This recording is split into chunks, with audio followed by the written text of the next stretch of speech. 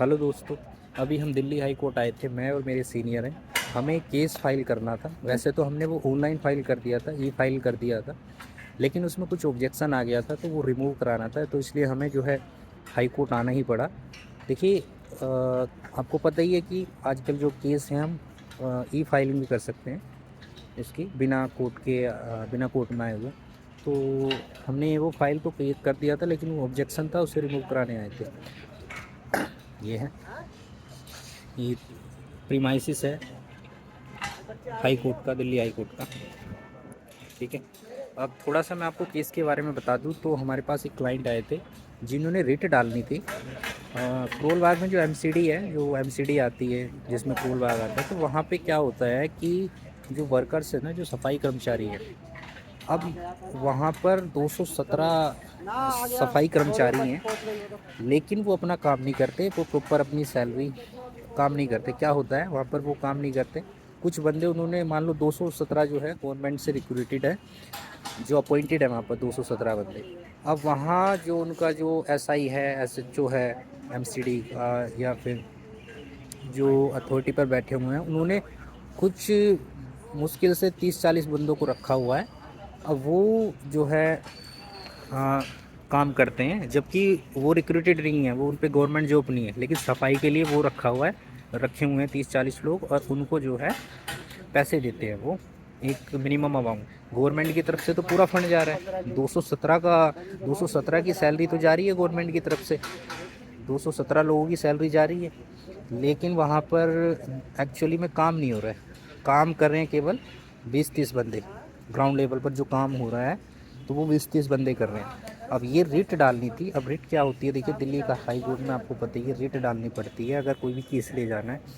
तो या तो अपील जाती है दिल्ली हाई कोर्ट में, कोई ओरिजिनल जुडिडिक्शन जो है वो लिमिटेड है हाई कोर्ट की। ये केवल जो से कंपनीज इश्यूज़ हो गए, कंपनी से रिलेटेड जो इशू हो गए, मैटर हो गए, उन्हीं को दिल्ली हाई कोर्ट सुनता है, कोई भी कोर्ट सुनता है। अदरवाइज़ जो दिल्ली हाई कोर्ट में रिट जाती हैं, पिटीशन जाती है, पीआईएल वगैरह जाती हैं, ठीक है, तो उसी में आर्टिकल 32 और आर्टिकल 226 के अंदर, तो हमने जो अभी रिट डाली है 226 के अंदर डाली है, रिट पिटीशन डाली है मैंडेमस। मैंडेमस का मतलब क्या होता है कि भाई अगर कोई गवर्नमेंट एम्प्लॉइज़ काम नहीं कर रहा, तो हम हाई कोर्ट में डायरेक्ट अप्रोच कर सकते हैं, बोल सकते हैं कि भैया देखो साहब, ये जो है अपनी गवर्नमेंट पूरी जो अपनी जो जॉब है वो कर नहीं रहा है, और ये है, ठीक है। तो ये होती है mandamus writ petition. Writ petition 5 होती हैं, आपको पता ही है, सर्स्योररी, क्यो वारंटो, मैंडेमस और हैबियस कॉर्पस, ठीक है। तो उसमें से ही एक मैंडेमस है।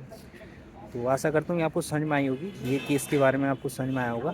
तो जो हमारे पास जो क्लाइंट है वो एक सोशल एक्टिविस्ट है, ठीक है, वो ये काम करते रहते हैं ऐसे।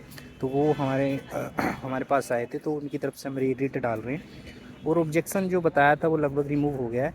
तो अब ये केस फाइल हो जाएगा, फिर इसकी प्रोसीडिंग चलेगी।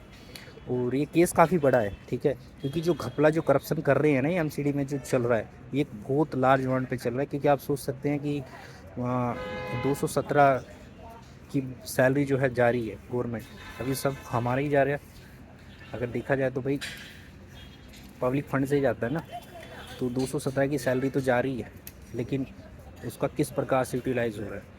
केवल जो स्वीपर्स हैं, जो क्लीनिंग के लिए जो वर्कर्स होते हैं, गवर्नमेंट वर्कर्स, वो काम ही नहीं कर रहे, पूरी प्रॉपर सैलरी ले रहे हैं और घर बैठे हुए आराम से। जबकि वो कितने बंदे कर रहे हैं, मुश्किल से 20-30 बंदे, जो कि वो रिक्रूटेड ही नहीं है, वो अपॉइंटेड ही नहीं है, ठीक है। तो ये सारा एक बड़ा लार्ज लेवल पे ये जो है करप्शन चल रहा है। तो इसको देखते हैं, इसकी क्या आगे क्या कार्रवाई होगी। केस रिजेक्ट, ऑब्जेक्शन हमें रिमूव करा दी है, आगे देख मैं बताऊंगा जैसे भी होगा, ठीक है। तो अभी हम ये दिल्ली हाई कोर्ट में थे, आप देख सकते हैं।